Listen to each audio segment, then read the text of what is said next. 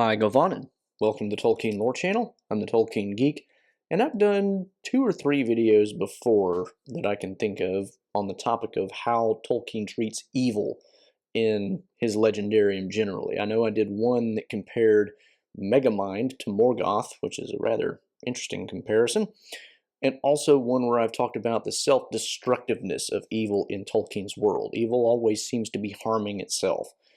But there's another aspect of evil that I think we need to talk about, and that's the fact that evil tends to be very nihilistic in Tolkien's legends.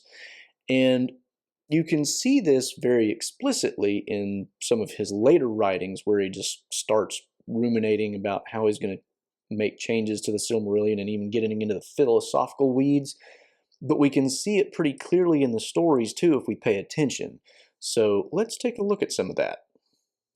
So to kick off this topic, what I wanted to get into is I think it's the Morgoth's Ring volume of the History of Middle-earth, Tolkien starts going off on ideas about the nature of evil and whatnot. He does a lot of thinking in his later life about how to redo some of his basic ideas, how to make everything fit better. And in the process of thinking about some of this stuff, he mentions the fact that Morgoth fundamentally becomes nihilistic. He no longer desires so much to rule the world, he desires to obliterate it, wipe it out, destroy it down to the last atom, because he's gone so far down the road of evil that he no longer wants anything to exist unless it's his own creation, which ironically means nothing will exist because he can't create. He is past the point of being able to do anything like that. And even if he could make something, it wouldn't have any life of its own. It wouldn't be anything but just, at best, something like Aule's dwarves before Eru Ilúvatar gives them their own life. So Tolkien is making these arguments about Morgoth being fundamentally nihilistic by the time he's, defeated in the War of Wrath. And he also points out that Sauron was kind of on the same road. Sauron is on his way to the same end. He's not as far along as Morgoth, and one of the things that he says there is Sauron cared a lot more about order, and in this way he's kind of like Saruman. Saruman, in his conversation with Gandalf before that Gandalf recounts in the Council of Elrond, will tell him that, the true end of what they're trying to accomplish is knowledge, rule, and order, which is not really the ends that the wizards were seeking, which is probably a major tip-off for Gandalf that something has gone badly wrong in Saruman's heart. But at any rate, he's more like Saruman in that regard, in that Sauron starts off wanting order.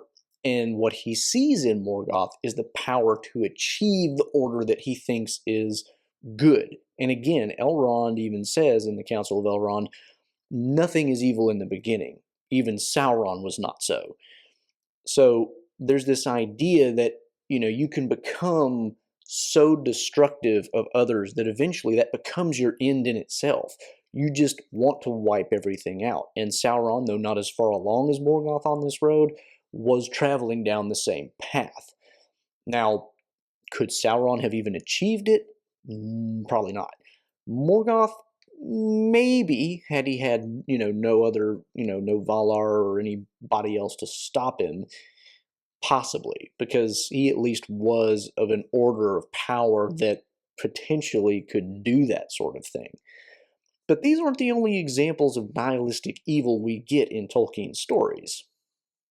Another example of something like nihilism, and this one, nihilism may not be quite the right word, but it's certainly along the same or a parallel path, is Ungoliant. And Ungoliant is one of the ones that I think I talked about in that previous video about evil being self-destructive, because Ungoliant ends up, we are told in the Silmarillion, devouring herself in her final hunger. Like, she's so famished for want of light that she can devour, that she devours herself because she's got nothing left. The interesting thing about that is, how does she get there?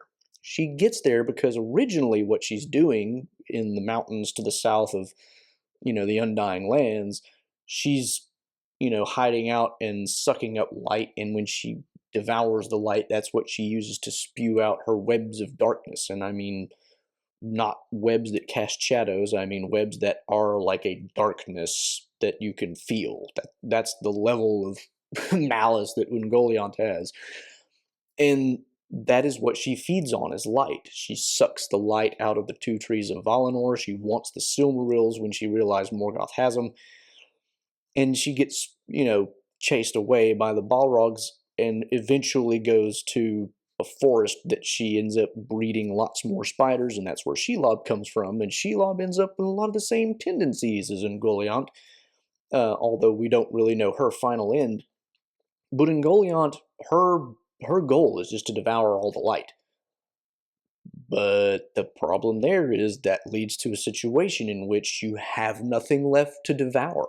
Whatever Ungoliant's original motive for devouring light may have been, once you start down that road, the only possible end that you can have is the destruction of the only thing that keeps you alive. And while that may not be nihilism in the strictest sense, it's pretty darn close at least, and certainly ends up with more or less the same result as far as she's concerned. Another example, of course, is Saruman, and here it's a little bit weaker.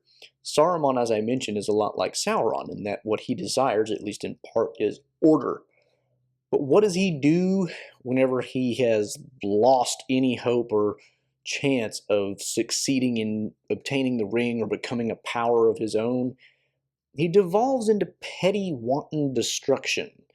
Because what he ends up doing is he goes to the Shire, takes it over, and turns it into basically a wasteland by building more efficient machines which have nothing to do because all of the food is gone and there's no productive activity going on anymore.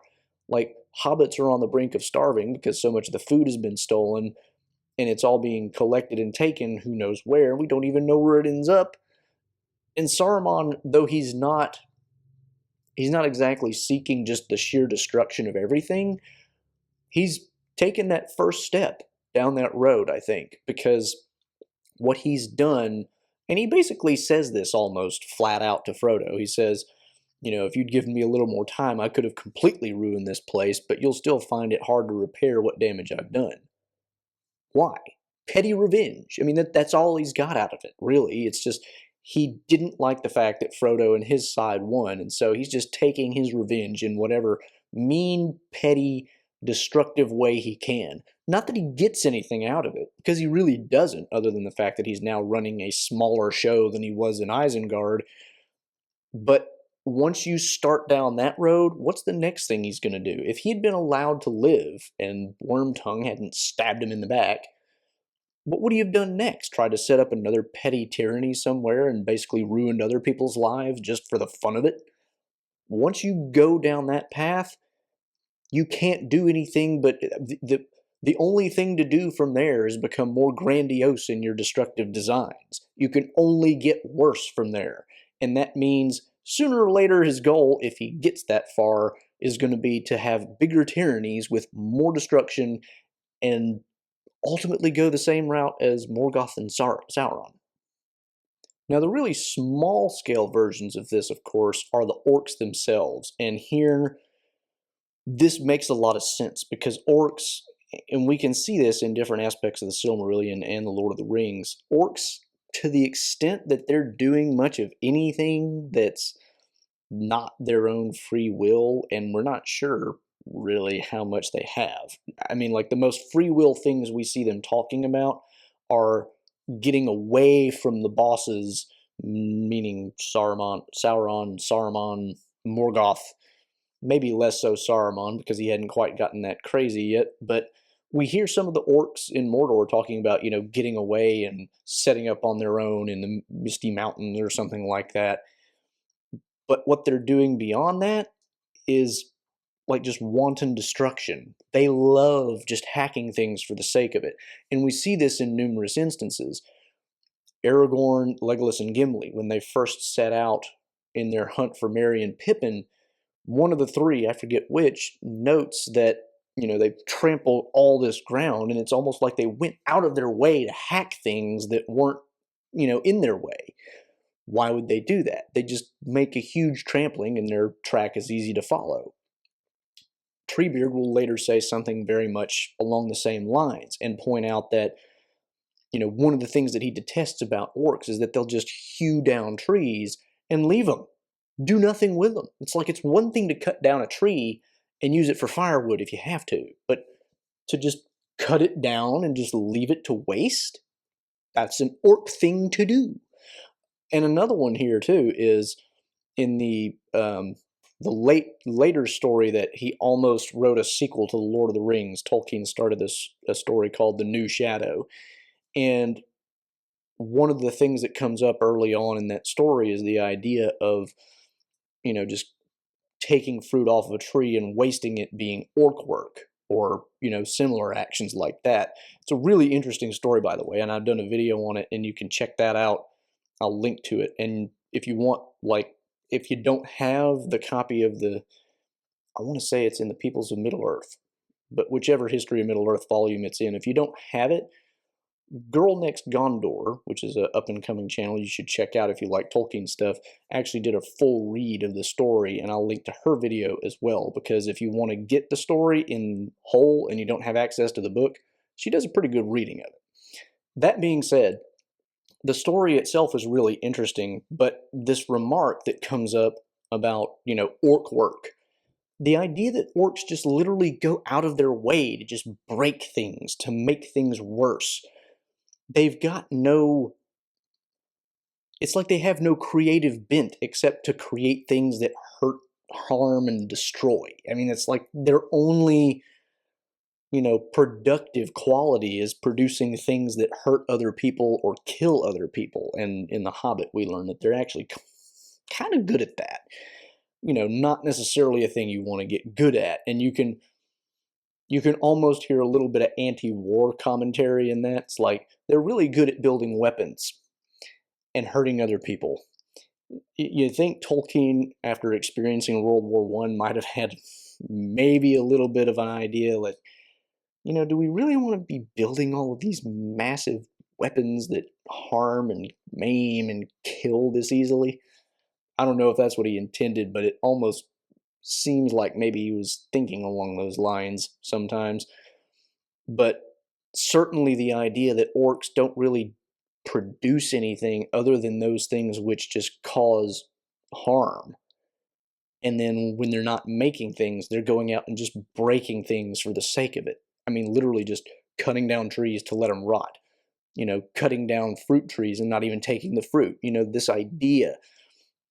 And this makes sense because in some conceptions, Tolkien's orcs are more or less, and depending on which stage of the writing, the more or the less, but kind of like automata that are just being controlled by Morgoth and Sauron. And even at their most, even when they have the most agency, we still get the idea that Sauron and Morgoth have a lot of influence or control over them, especially to the extent that he needs them to do something specific in a battle. Because at the end of the Battle of the Black Gate, when Sauron falls at the destruction of the ring, the orcs all just like, wait a minute, what are we doing here? And they all run because Sauron's no longer focused on them. So we get the idea, even when they have agency, they can be kind of ruled by Sauron's will, which, even at the best of times, you can't imagine that being better off than what they would do on their free agency time, if they have any. But certainly the idea that Morgoth and Sauron can control them, that would explain a lot of their nihilistic tendencies. They're going to be doing things that are just destructive because that's their primary influence.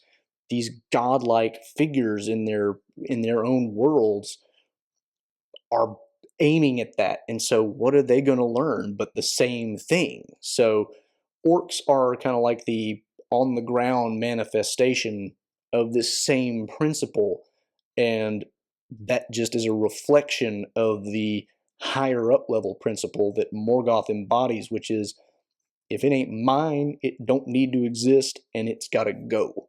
So how exactly orcs think about that, if they do think about that, I kind of doubt they do philosophy, but certainly we can see the influence going in that direction. So orcs are pretty clearly the outgrowth of that same thing. So that's evil as a nihilistic tendency in Tolkien's world. If you can think of any other interesting characters or applications of this idea, please do share them in the comments below. I'm sure there probably are others that I haven't thought of here, but these are the ones that I thought were the most kind of obvious examples, so I wanted to highlight those. At any rate, if you did like the video, please give it a thumbs up and share it around. You can follow me on Twitter at JRRTLore for some occasional Tolkien-related trivia questions. Please also subscribe to the channel and click that bell icon for notifications. And you can find me on Rumble as well, and you can support me over on Patreon. Until the next time, I'm the Tolkien Geek, signing out for the Tolkien Lore channel. Namarie.